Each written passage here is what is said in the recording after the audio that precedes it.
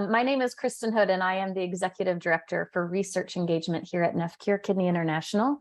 I am honored to be here to share with you this wonderful patient panel that we have. Today's session is our second industry workshop. So you are here because you have been invited, because you have been working with NephCure as an industry or pharmaceutical partner, and we appreciate the collaboration and ability to work with you. One of the pieces that we find the most important around our work is the voice of patient, where we allow and ask our patients and caregivers and care partners to share parts of their journey and their story. And we find this to be very important because for many different reasons, but today is on mental health and quality of life. And each of you out there, whether you be with an industry or a pharmaceutical partner, have an obligation to not only incorporate the voice of the patient within your drug development program or within your company, but also to just hear their stories and to understand the impact of living with rare kidney disease so that you may understand their journey better, so you can help meet their needs throughout the programming that you offer. And so today's session, I'm pleased to introduce, several members of our patient community. I'm going to ask each of you to, and I'm just going to kind of go around the squares today, to give us a brief introduction, and then we'll get started with our more in-depth questions. So, Dan, would you like to go ahead and be the first one? Oh, you're muted. Of course, this is Zoom 101. My name is Dan Holmes. I am in Florida. I'm 39 years old. I was diagnosed with membranous nephropathy 2 years ago, April of 2020. I'm a former U.S. Navy Special Operations Rescue Operator. 2008, I was involved in a pretty significant aircraft carrier shipboard fire where I rescued 4 sailors from the bottom of a burning ship.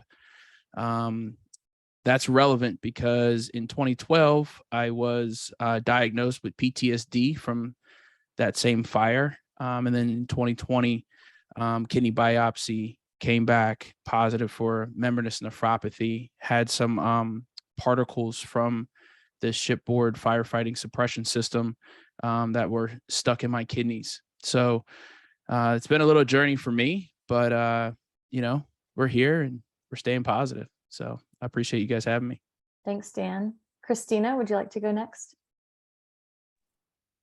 Hi, I'm Christina. We live out here in California, and I have a 6-year-old daughter that was diagnosed with minimal change disease out of the blue at 3. She spent 3 months in the hospital where she, at that point, was struggling to just survive.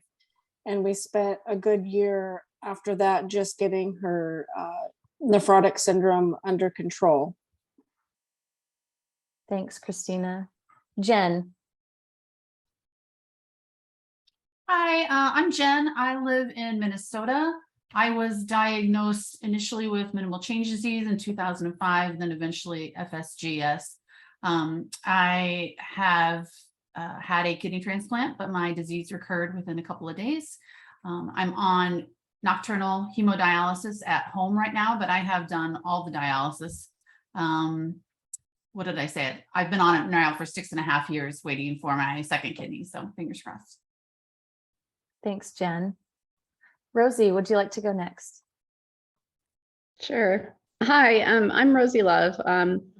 I sort of have a bit of a unique role here as a patient, but also as a researcher.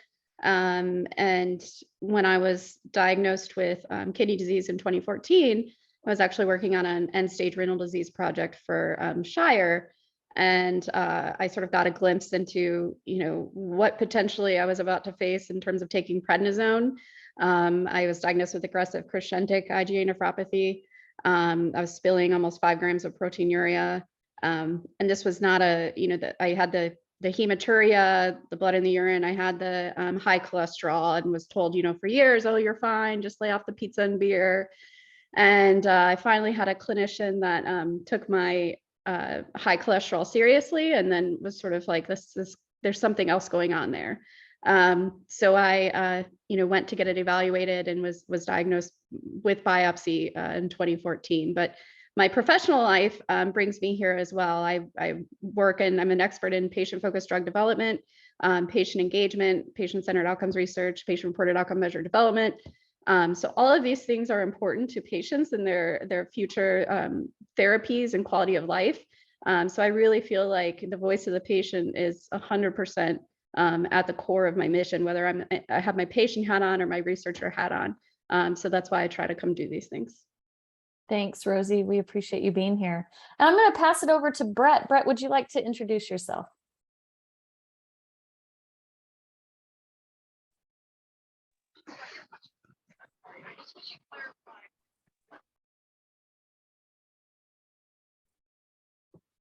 He might be on mute. I don't know. I told him he was on mute. Hello, can you hear me? Yeah, there you are. Yeah. Okay, sorry about that. Yeah, when Rosie and I started dating is when she was getting diagnosed with her kidney disease. So, our relationship was new and everything about her was new, and I was learning about it as she was when she started her patient journey. So since then, I've been learning more about kidney disease and attending some workshops and different things with her, as well as hearing her talk about her treatment and care with her doctors. And obviously I always want to do everything I can to help her and support her and fix things for her, but this type of thing I can't do, so I just need to sit there and be a patient listener a lot of times. Thanks, Brett. Thanks for being here and being a part of this today. Elle, would you like to go next? Sure. Can you guys hear me? Yes. Okay. Hi, my name is Elle and I'm from Lake Forest, California. I was diagnosed with IgA nephropathy in 2009 when I was 26 years old. My experience with chronic kidney disease and IgA nephropathy is, what we know as crashing into dialysis, or like unexpectedly starting dialysis without any prior care. I learned about my diagnosis and kidney failure in the hospital, where I was rushed to after I was seriously ill for a short period of time. I started hemodialysis for a few months before transitioning to peritoneal dialysis. I was on dialysis for almost 4 years before receiving my kidney transplant in 2013. Most of my experience with IgA nephropathy, interestingly, occurred when I was unaware of it. So it was like during the last 2 years before my kidney failure, just because I wasn't receiving healthcare and didn't know what was going on. And during that time, I remember feeling like really tired and fatigued. I would get sick easily. So lots of colds and flu and respiratory illnesses. And also experiencing dialysis had a huge impact on my mental health, where I would experience, symptoms of anxiety and depression related to health, illness, anxiety, body image, and adjusting to a rigid lifestyle. So where I'm at currently is just working on improving, finding the right medication for me to minimize my side effects that I'm experiencing now, and working on my mental health while still learning how to navigate and cope with hard moments. Thank you, Elle. And Ellen, would you like to introduce yourself? Hi, I'm Ellen Owusu. I'm from Springfield, Massachusetts. I was diagnosed back in 2019. It all started with a stomach ache. They couldn't figure out why I keep getting this stomach ache. And one day I just got up and went to the ER. And a few days later, I get a call from the ER doctor saying to call him right away. And when I called him, he said, you need to look into your kidneys. But luckily, the next day I had an appointment with my doctor, not knowing they have been, looking at it too. So I went the same day. I had to see a kidney doctor. I got admitted the same day. And I spent like 4 days at the hospital, did a biopsy. That's when I found out. I'll be honest with you, it's been hell since I've gotten it. Numbers are up and down. Mental health is not good. They're still trying to figure it out. So it's been. Yeah. Thanks for being here, Ellen. So this is our wonderful panel that we have today. So the first question I'd like to just open up and just, it's a very broad question, so I'm going to allow you to answer it how you see fit. But I'd like to know, how has rare kidney disease affected your mental health? It could be how you are today. It could be how you were last month, or maybe when you were first diagnosed. How would you like to answer this? I'm just going to ask you, but how has rare kidney disease affected your mental health? And Jen, I think I'm going to start with you, if you don't mind kicking us off.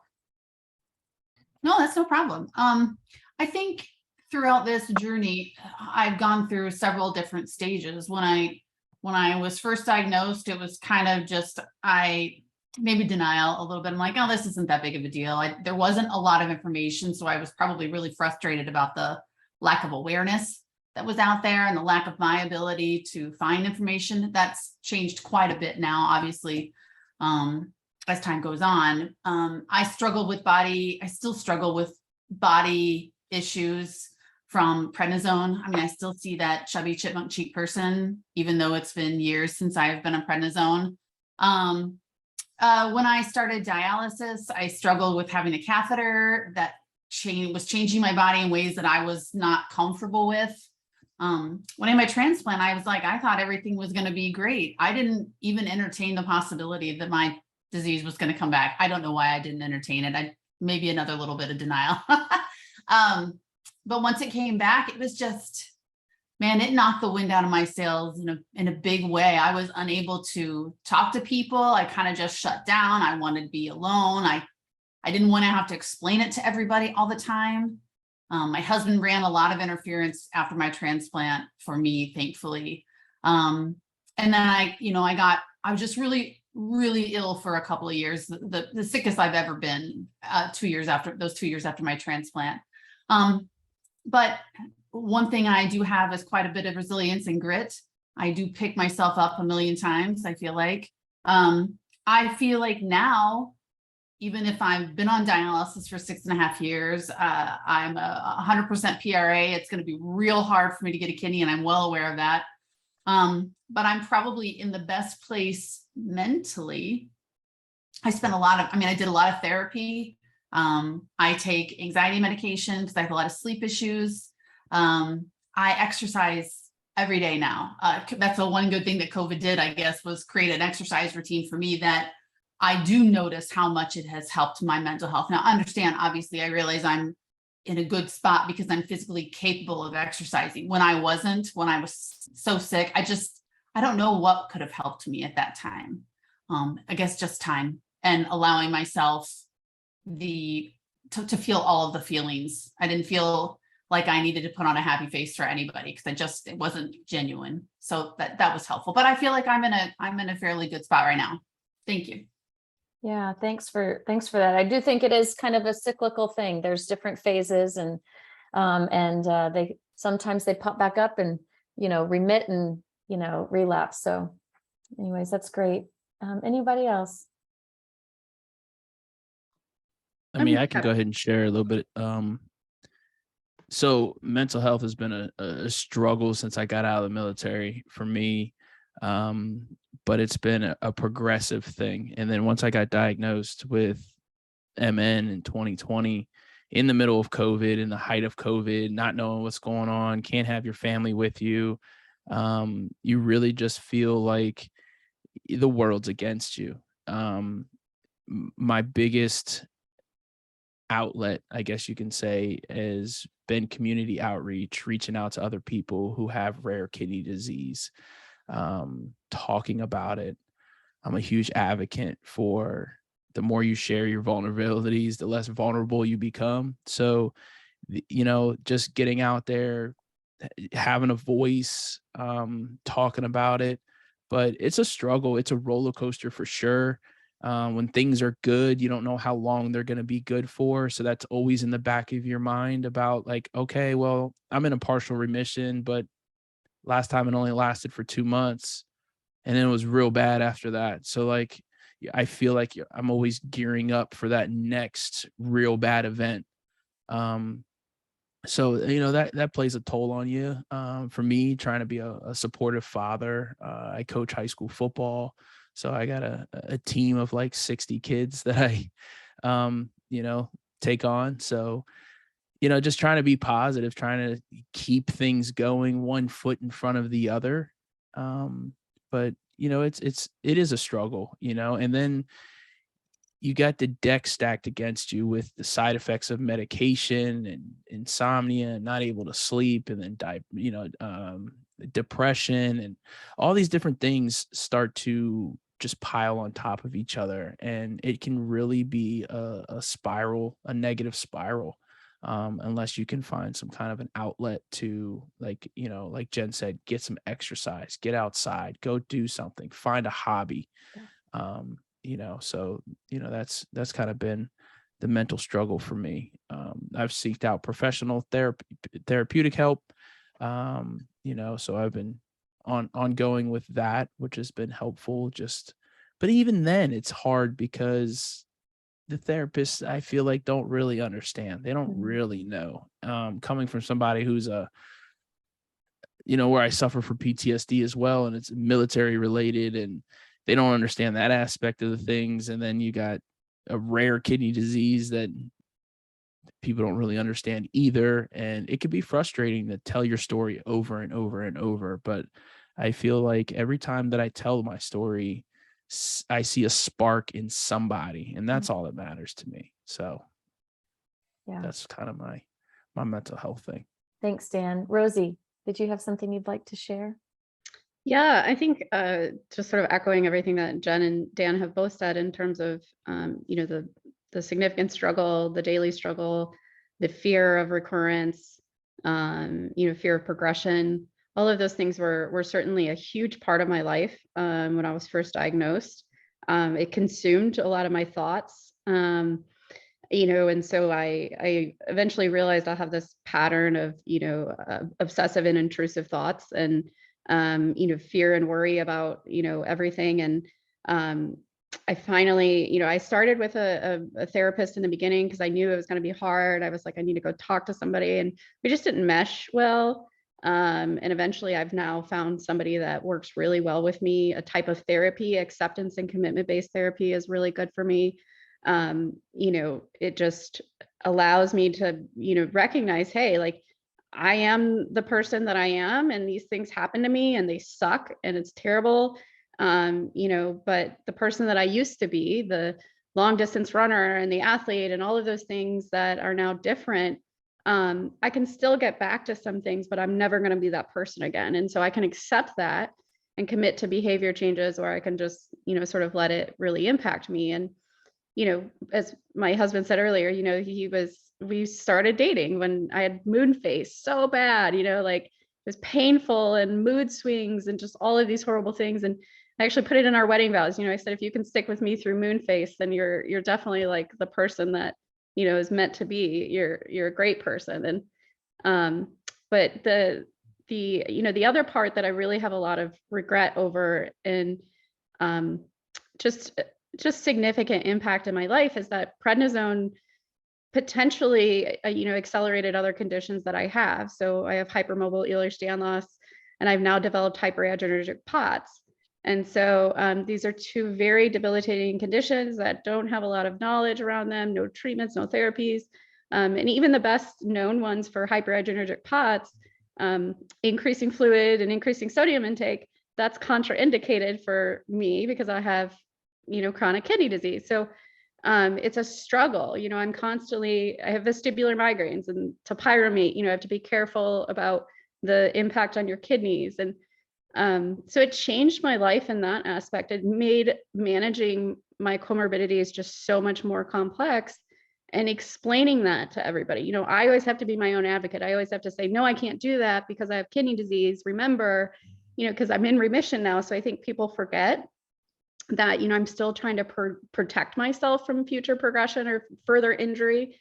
And, it's just a really complicated scenario now to manage the rest of my conditions. And that it weighs on you. It's a full-time job.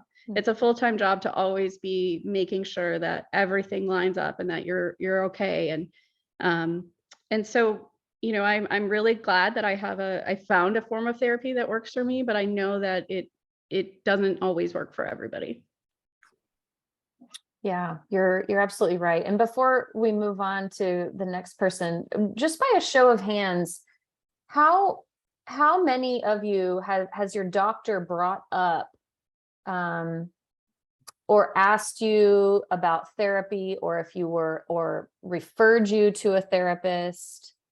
Show of hands. So 2. Yeah. So that's pretty telling as well, that a lot of the mental health journey, we have to search out ourselves. So thanks for that. Christina, you have a unique situation. You are a pediatric caregiver, you're a parent, and I'm curious, how rare kidney disease has impacted the mental health of you, your daughter, whichever way you want to answer that, but I'm curious on your perspective. Well, so Brooke is now 6 and she was diagnosed at 3. And like I talked about earlier, she spent 3 months in the hospital was at Stanford where they saved her life. And the problem with her, I mostly just want to focus on Brooke's mental health because we're really struggling with that currently.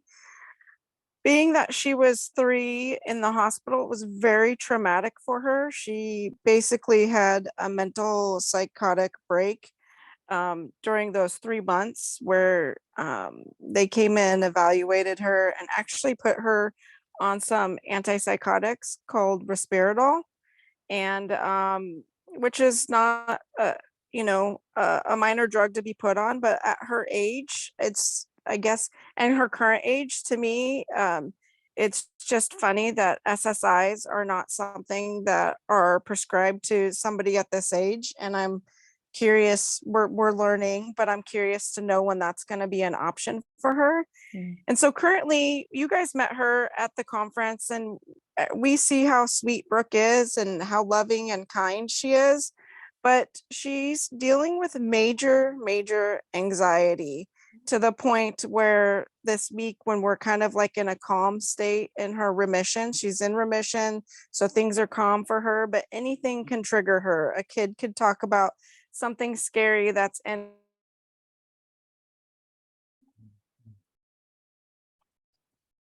and tell her it's real. Tom is now afraid of ceiling fans. She's afraid of smoke detectors. She doesn't want to sleep by herself. And just recently on Friday night, she said that she's afraid she's going to die, and she thinks about dying all the time. She thinks about it during the daytime. And so she's currently seeing a therapist. We've been seeing a therapist, but we're trying to get her evaluated with an actual psychologist because she's pulled out her hair earlier in the year. So the thinking is that she's got OCD that's been triggered by trauma, and she's dealing with trichotillomania, or however you say that. So we're really struggling with her mental health at the moment. And it's in those calm times that we deal with it the most, which is right now. Yeah. Yeah. And I just wanted to thank you for including me. And I think it's really important that people get to hear about how this struggle, how these 3 to 6-year-olds struggle, and how it's, to me, like a lifelong thing. It's just not going to go away overnight. Yeah, you're right. You're right. Elle, would you like to expand a little bit on how rare kidney disease has affected your mental health? Sure. I think the best way to really describe it for me in the beginning is that it felt really unpredictable. I think so you're thrown with all of this health, you're in shock, you're in denial. So for me, it felt really unpredictable.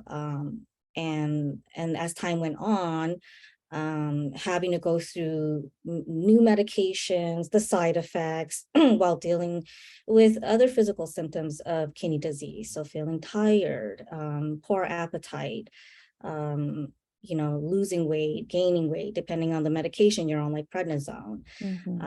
So it really did take a toll on my mental health, but I felt like I was kind of ignorant in the beginning, where like there was so much going on. But then as I learned more about my disease and what was really happening to me, it became really apparent that I was really struggling with a lot of health illness anxiety. So there was like a lot of fear of like dying, a lot of fear of getting sick easily. And it's certainly exacerbated during COVID, where, with kidney disease, we're immunocompromised. So I think that's always scary. And it's always, the anxiety is like, it feels like it's there and it gets better over time. In my experience, like after getting some help and being able to talk about it and joining support groups and seeing a therapist has certainly been helpful.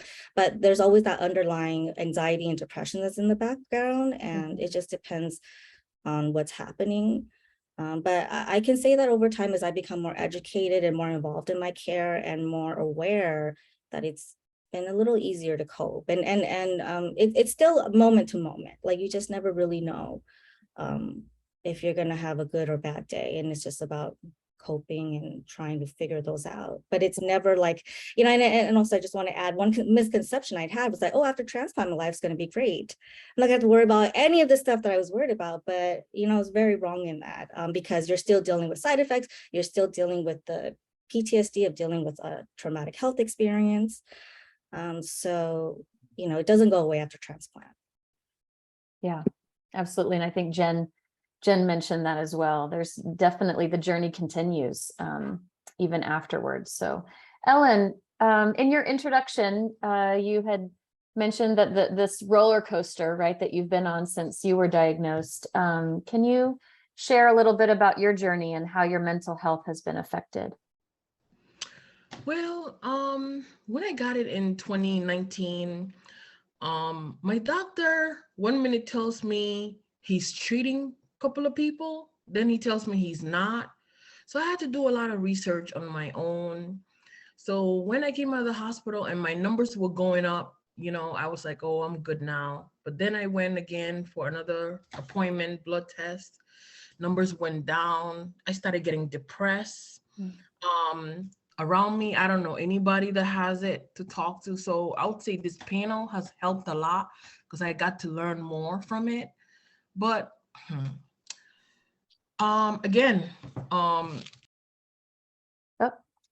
hey, Ellen, you're muted. You accidentally muted yourself, Ellen. Oh, I'm sorry. That's okay. I had a best friend, my mom, and she passed last year. So it's been really tough for me because I really don't have any friends. So it's hard to talk to anybody about it. I just had an appointment about a month ago. The numbers are not great. The doctor don't know what to do. I'm so depressed. I'm sorry, I don't mean to cry, but no, it's okay. You're in a safe place. So hard. Like, it's really hard. It's really messing with me. And you don't know what to eat because you don't want the potassium high. And it's like I stop myself and drink a lot of water because I'm scared to eat because the numbers are bad. It's really hard. I'm sorry, guys. No, don't no need to apologize. It is real, and we appreciate you being here, Ellen, and sharing that.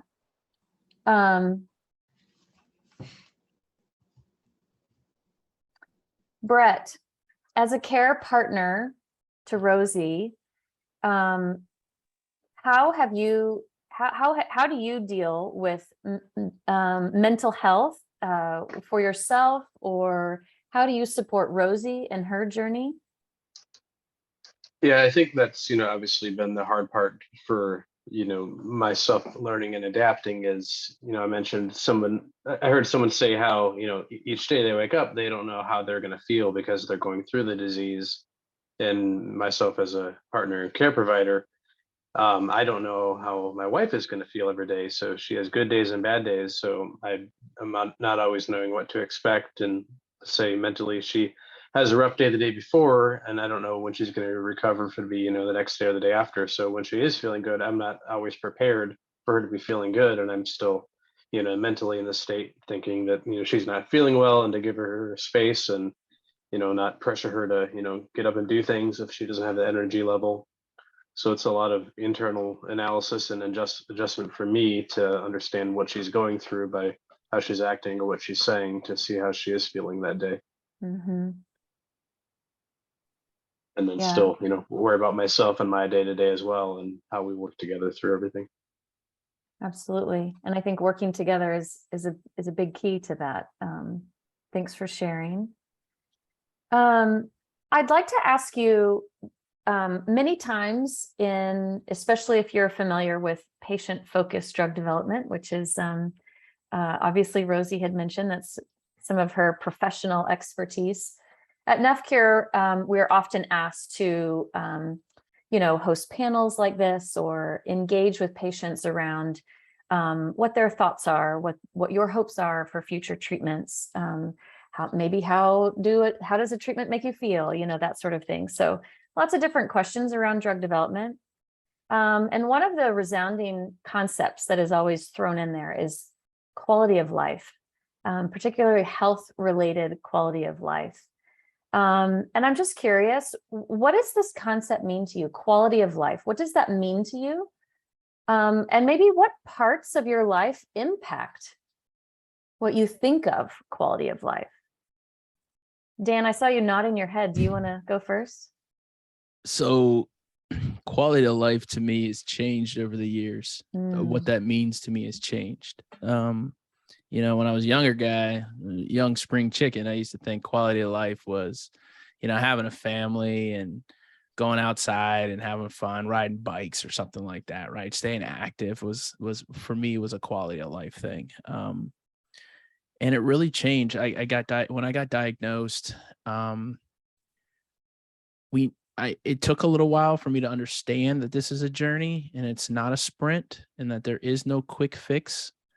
And once you learn to accept that, then I think that the meaning of quality of life changes for you. Because for me, the quality of life is, can I wake up without headaches?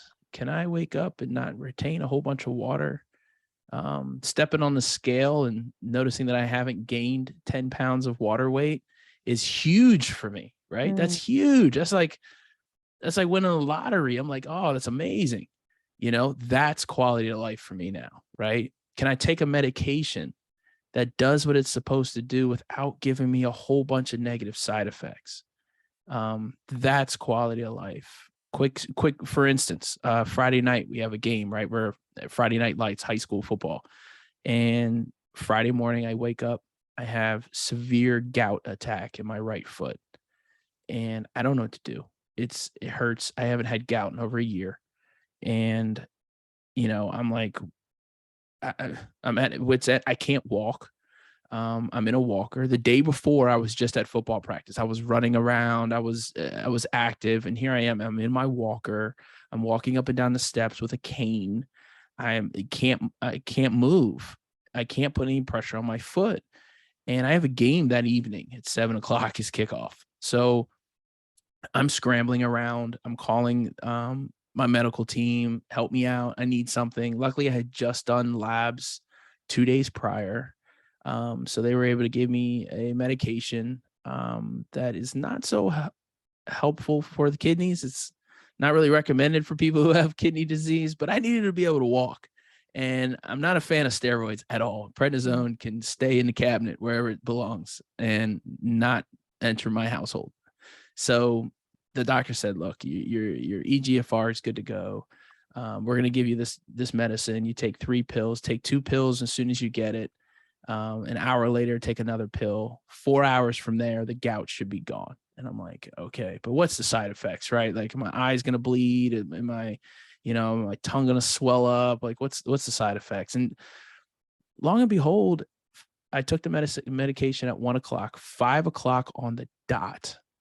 By the way, the whole day I was running around Walmart, Target, CVS, Walgreens, trying to find a boot that I could put my foot in. Found a boot, finally got one. I was walking around in it, and 5:00, man, it was like a bell went off. The boot came off. I could run, jump, sprint, no pain. Foot was good to go. For me, that's quality of life. A medication that does what it's supposed to do. I didn't have any adverse, serious side effects. I was able to move on with the rest of my day, coach the game. That's quality of life. And that was actually the first time, other than rituximab, that I had a medication that had a positive outcome without a significant negative side effect. Yeah. You know, it's like, well, we're trying to reduce your the protein in your urine, so we want you to take all these medications, but it's going to fry the inside of your body, you know, or you won't be able to talk or walk or see. And it's like, well, what kind of quality of life is that? So, you know, it's for me, it's can I go through my regular daily routine, whatever that may be now, right? Without a significant setback.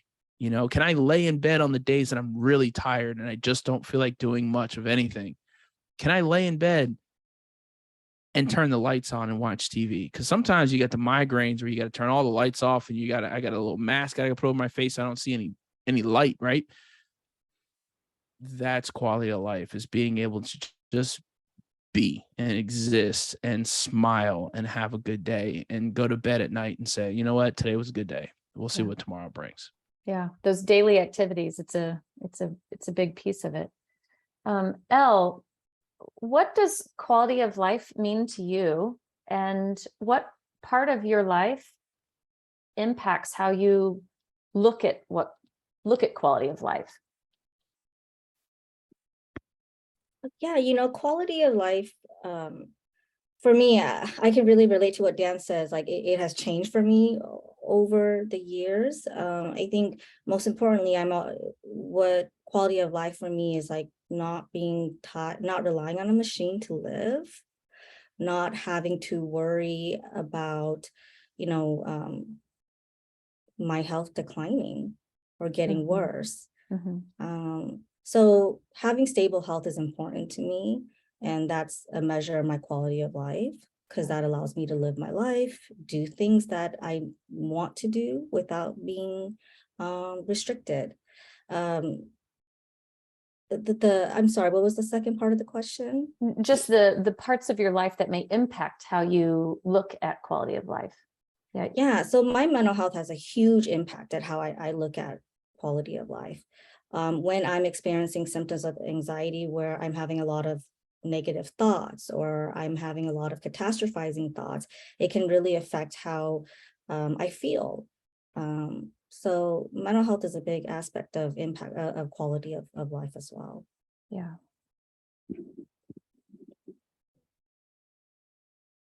I'm happy to go next.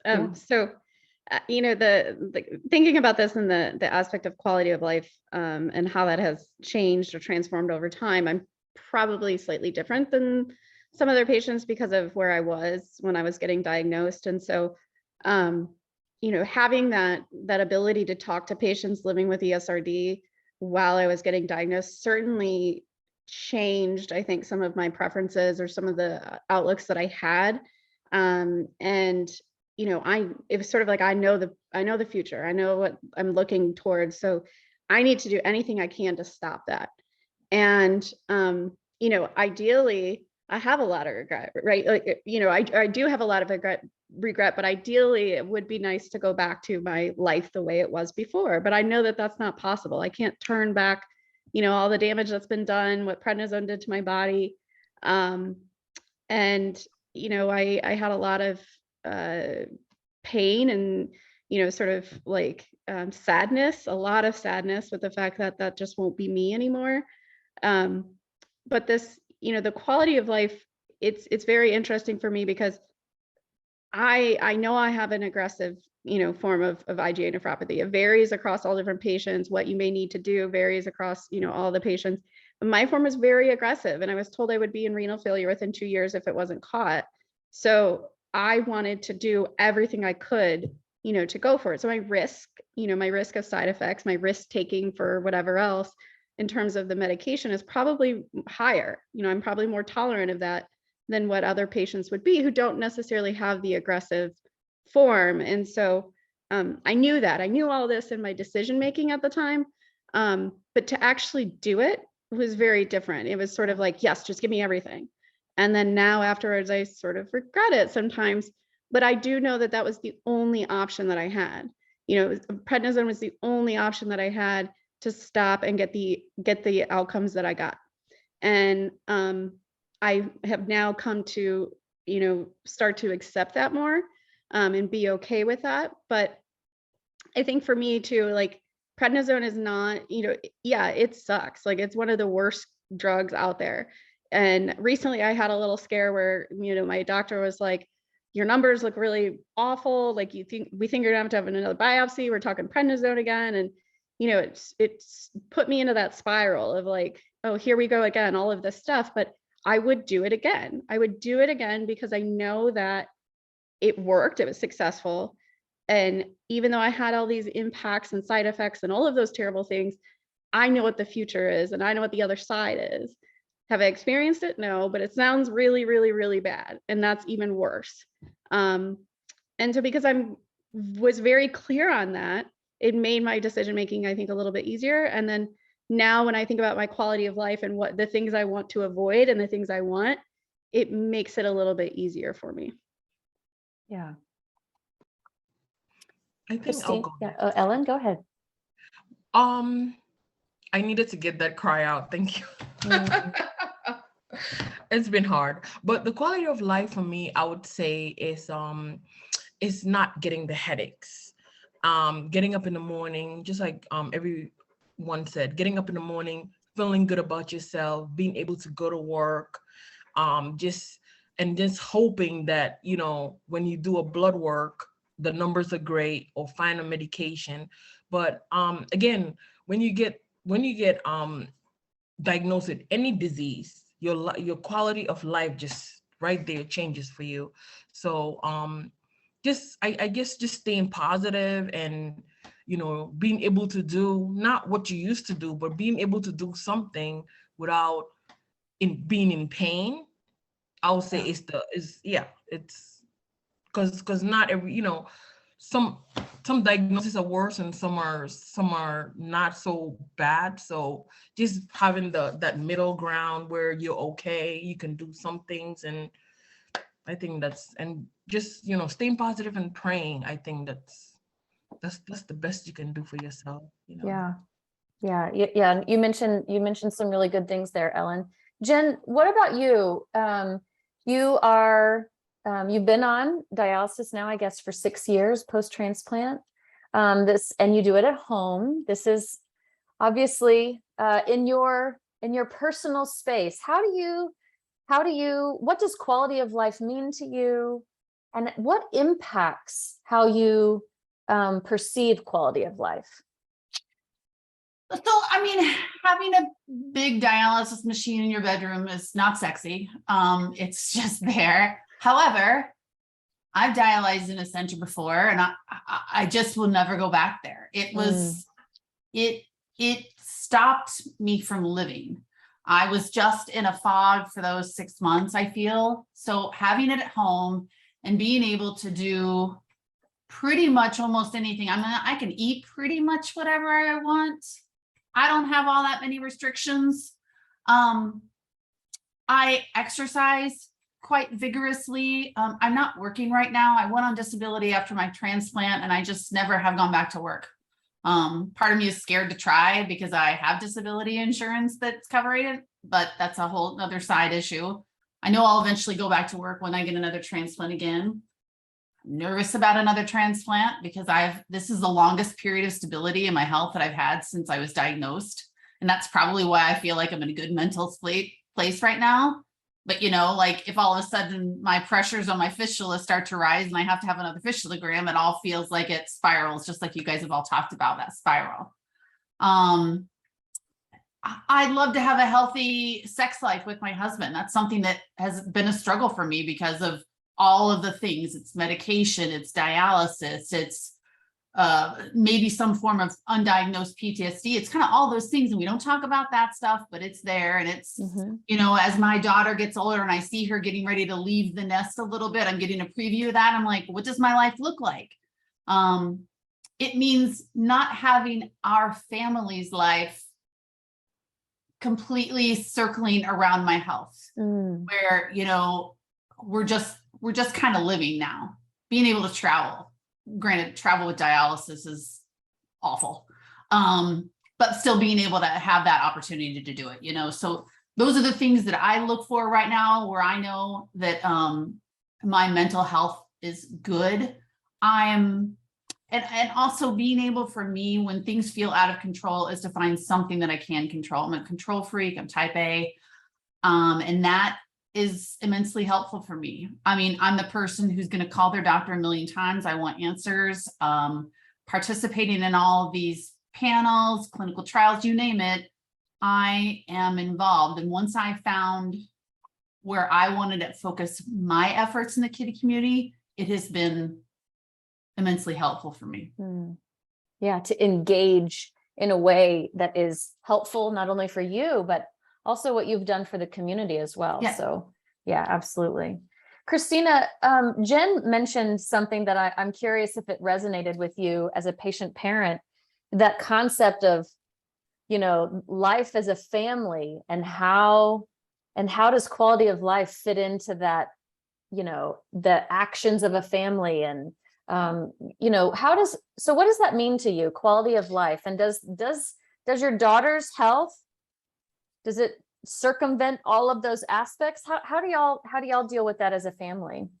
Yeah, I actually was going to mention that. So quality of life for Brooke, well, like physically right now at this moment, she's got a great quality of life because she's in remission. Mentally, let's call her quality of life a little bit poor with all the anxiety she's dealing with. But like as a family unit, it's kind of affecting us in a way, because all of her stuff is everything that she's dealing with, whether it's mentally or like medically, it's unpredictable a lot of times. And so she comes in like a tornado and it really disrupts us as a whole family unit. So her sister, for example, deals a lot with, you know, a special sister, and her quality of life, I would say, post diagnosis and disease, dealing with the, you know, 3 years of this disease, has been quite awful for her. And it's, you know, hard balancing that support for her. And then as a family unit, like my husband and I, we're dealing a lot with, you know, trying to keep a family bond, and we've personally struggled with a lot of things that have kind of hit us at a rock bottom that we're rebuilding and trying to get that all, you know, all together. So as much as we love Brooke and we want to take care of her, it's kind of like she's the center of all of our universes that we're trying to help, you know, control her health and mental health and all that. But yet she's kind of disrupting us as a whole family unit, which I think is going to make us stronger. It's been really, really difficult for all of us. Yeah, I think that we can all probably appreciate that aspect, that especially in those times of chaos, maybe when the labs aren't good, or where there's you know, recurrence of disease, or you're relapsing, things tend to focus on, obviously, that, you know, the patient, and everything kind of is around them.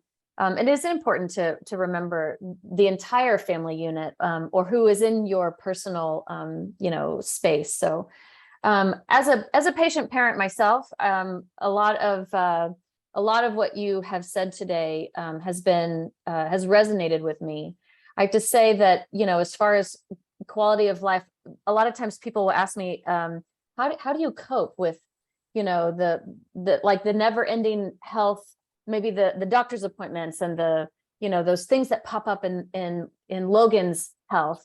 And, you know, I tell people that whenever I was in nursing school, one of my professors had said, I want you to think, you know, whenever you go into a patient's room, or whenever you're going to work every day, I want you to think that every day, those patients that you see are, number one, scared of snakes, and that there's a snake on their head. And they never know, right? I mean, like, and so like you are afraid of snakes, or the patient is afraid of snakes, and there is a snake on their head, and they never know when that next bite might be, or when that sleeping snake might wake up. And so that resonated with me, and it truly resonates with me now as a patient parent, because there's this snake on my head and I have no idea when it's going to wake up and what the next bite might be. But I do know that I think the main things that I've heard also today from you guys is that you want to be informed, that you want to stay safe, and that you want to be comfortable.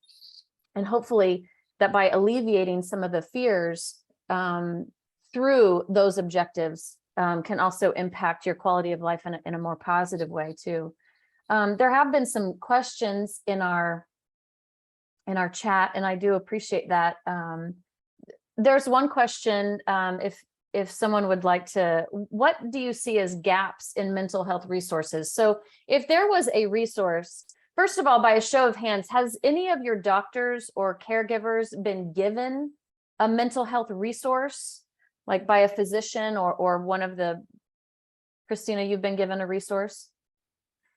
So, you know, if you think about what would that look like? What kind of mental resource do you think you would like, or would like to have had when maybe you were diagnosed, or currently? What is one of those gaps out there that you think would be a positive influence? Yeah, Jen. I found it very difficult to find a mental health professional that specialized in chronic health issues. I think for me that was important because it kind of just encompasses quite a bit of things without having to specialize in, you know, rare kidney disease specifically. Someone that understands, like you talked about, the long-term outlook on someone's mental health, constantly rock bottoming out and then having to rebuild yourself again and again and again. And the uncertainty. I think that's something that, I mean, I found a good therapist.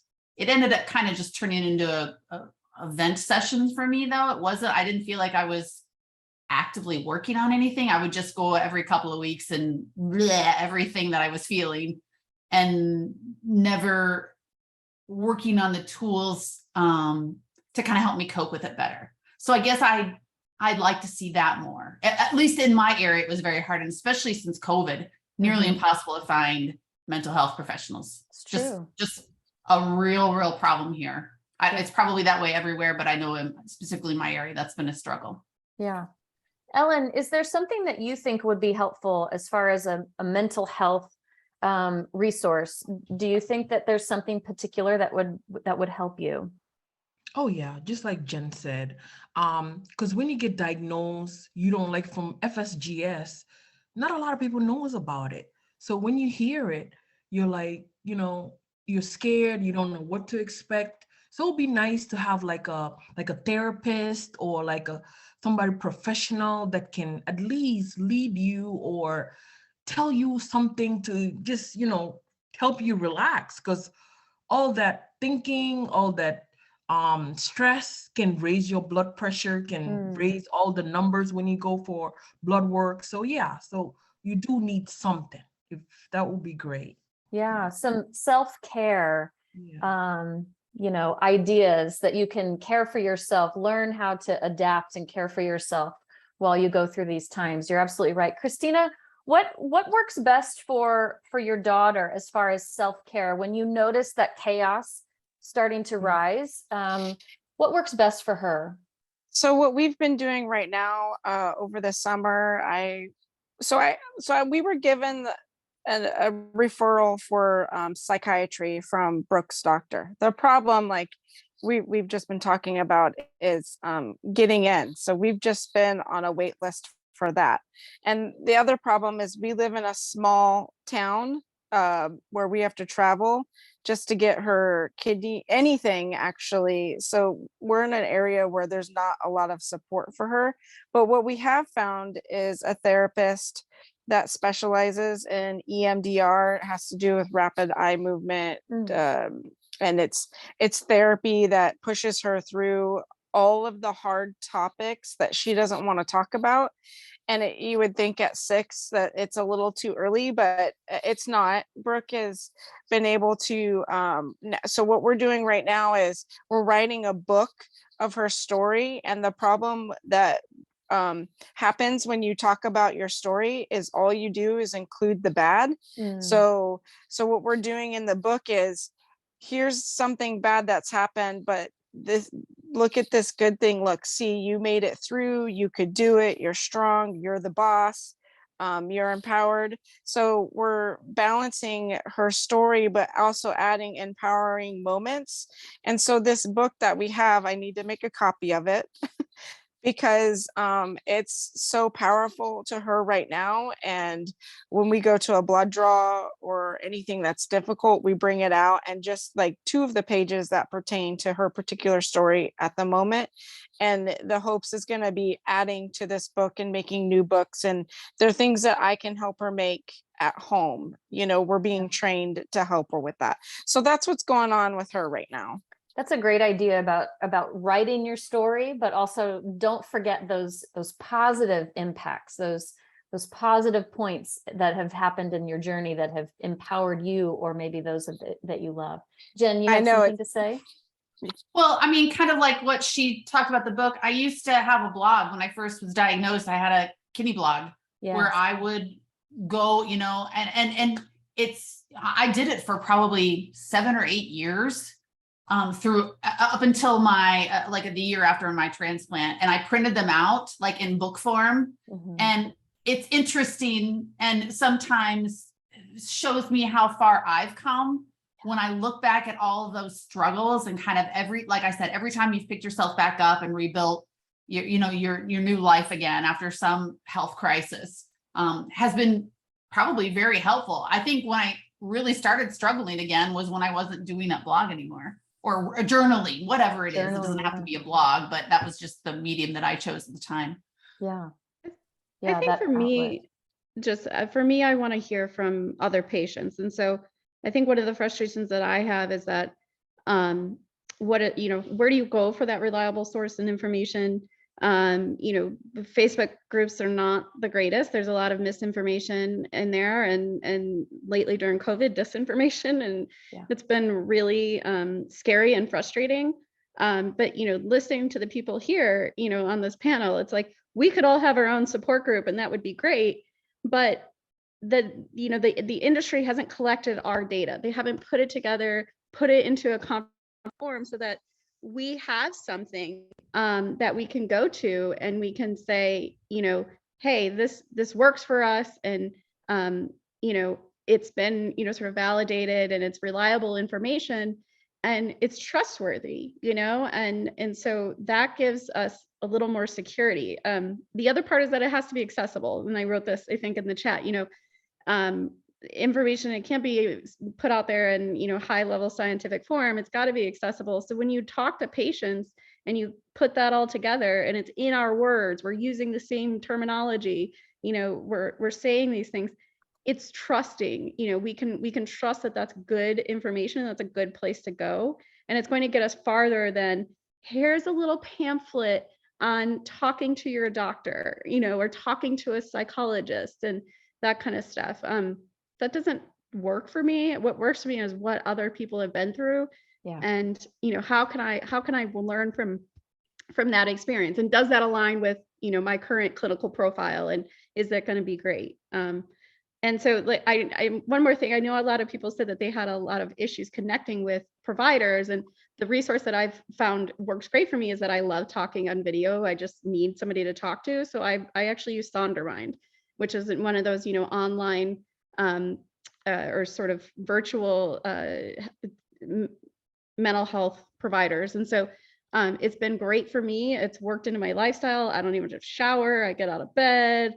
I just turn the video on and we're talking. And it's been a way that I commit to this, and I keep it going, and I have accessibility, but I found somebody that meshes with me, and that works for me. It doesn't work for everybody. I know there are people who need in person. So yeah.